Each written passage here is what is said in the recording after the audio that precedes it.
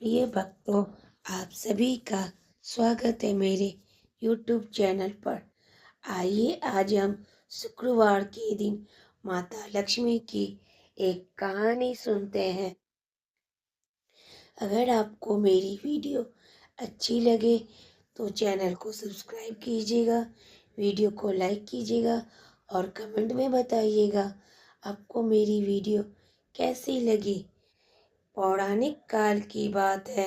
बहुत सारे मुनि सभी पापों से छुटकारा और दरिद्रता को हमेशा के लिए खत्म करने का कोई सरल सटीक उपाय ढूंढ रहे थे।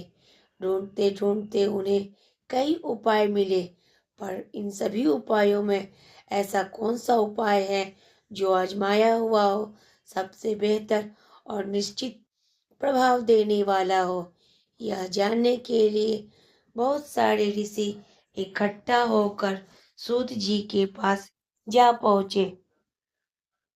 ऋषिगण सूत जी के पास पहुंचकर एक साथ उन्हें प्रणाम किया और उनसे प्रार्थना की कि हे महामहिम, लगातार लक्ष्मी बने रहे और सब पाप भी कट जाए।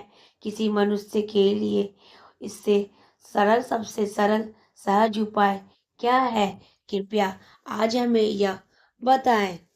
तब सूत जी बोले, सब शास्त्रों ग्रंथों का मंथन कर और बार बार विचार कर मैं जिस फैसले पर पहुंचा हूँ वो मैं सुनाता हूँ। अगर कोई खाते पीते सोते जागते आंख मीचते खेलते चलते आराम करते भगवान का नाम जपता रहे तो उस मनुष्य के सभी पापों से छुटकारा मिल जाता है। ऐसे मनुष्य से लक्ष्मी जी इस कदर खुश होती है कि वह सब पत्नी दरिद्रता को उस व्यक्ति को छोड़कर भागना ही पड़ता है। नाम जपने के लिए 12 अक्षर वाला मंत्र ओम नमो भगवते वासुदेवाय नमः ही सबसे उत्तम है। आइए मैं आपको एक कहानी सुनाता हूँ। एक ब्राह्मण को कोई संतान नहीं थी। कठिन तपस्या और प्रार्थना के बाद उन्हें एक पुत्र पैदा हुआ। ब्राह्मण ने उसका नाम शंकर रखा।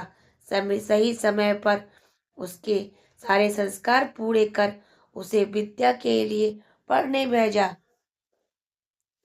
आश्रम आकर वहां गुरु जी की तमाम कोशिशों के बाद भी कुछ साल बाद तक शंकर लिख पढ़ नहीं सका।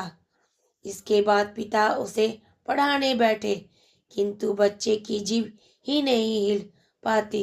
वह कुछ बोल ही नहीं पाता था। शंकर की जीभ केवल ओम नमो भगवते वासुदेवाय बस इस मंत्र का ही उच्चारण कर पाती थी। इसके अलावा उसकी जीभ से और कोई शब्द न निकल पाता, न कोई बोल फूटते। पिता पढ़ा लिखा कर थक कर हार गए। निराश होकर उसके पिता ने दूसरा विवाह किया। नई पत्नी से उसे 4 पुत्र पैदा हुए। वे चारों वेदों के बड़े जानकार और विद्वान हुए। अपनी इस काबिलियत के बल पर उन्होंने कमाकर धन दौलत से घर भर दिया। ब्राह्मण की दूसरी पत्नी उन चारों की माता बहुत प्रसन्न रहती थी, किंतु शंकर की माता दुख में डूबी रहती थी। एक दिन उन्होंने शंकर से कहा, बेटा, तुम्हारे चारों भाई वेद वेदांग के विद्वान हैं। उनकी कमाई से उनकी माता को कितना सुख है। बेटा, मैं एक अभागिन माँ हूँ। तुम मेरे बेटे हो, प्यारे हो, पर तुमसे मुझसे अब तक कोई सुख न मिला। मुझे हर समय नीचा देखना पड़ता है। इस जीवन से तो मेरा मर जाना ही बेहतर है। उनके चलते माता को इतना दुख है और वे उनसे अनपढ़ होने से इतना निराश है, यह शंकर ने पहली बार जाना। माता को ढाढ़स बंधाते हुए शंकर ने कहा, आज ही मैं तुम्हारे लिए बहुत सा धन लेकर आऊंगा। माता इतना कहकर शंकर एक यज्ञ मंडल में चले गए। जाने क्या हुआ कि शंकर के यज्ञ मंडल में पहुंचते ही वेदी के पास बैठे यज्ञ करते वैदिक मंत्र के उच्चारण में सारे पंडित भूल गए। उन्हें एक भी मंत्र याद नहीं रहा। वे सभी बहुत असमंजस में पड़ गए। शंकर ने वहां पहुंचकर उनसे कुछ पूछना चाहा तो हमेशा की तरह मुंह से ओम नमो भगवते वासुदेवाय मंत्र का साफ उच्चारण गूंज उठा। यह सुनते ही वैदिकों को न सिर्फ मंत्र याद आ गए बल्कि उनके मुंह से ठीक ठाक उच्चारण होने लगा। यज्ञ करने वाले पंडितों के मन में शंकर के लिए श्रद्धा उमड़ पड़ी। आज वे न होते तो सारी तैयारी बेकार हो जाती।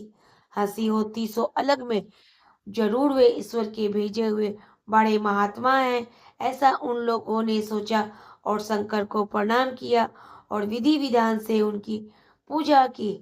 जल्दी उन्हें पूजने वालों की भारी संख्या हो गई। मौजूद लोगों को यज्ञ कराने वाले पंडित, ऋषि मुनि सब ने बढ़िया चढ़ावे के साथ उनका पूजा किया और सम्मान दिया। पूर्णाहुति के बाद यज्ञ समाप्त होने के बाद सोना, हीरे जवाहरात आदि से शंकर का स्वागत किया गया। जमीन, गाय और दूसरे दानों तो गिनती ही नहीं थी। शंकर ने सब धन माता की चरणों में रख दिया। देवताओं द्वारा बरसाए गए फूलों से सारा वातावरण सुगंधित हो गया। शंकर के पूर्ण जन्म से सारे पाप कट गए और जीवन भर माता लक्ष्मी की कृपा उन पर बनी रही।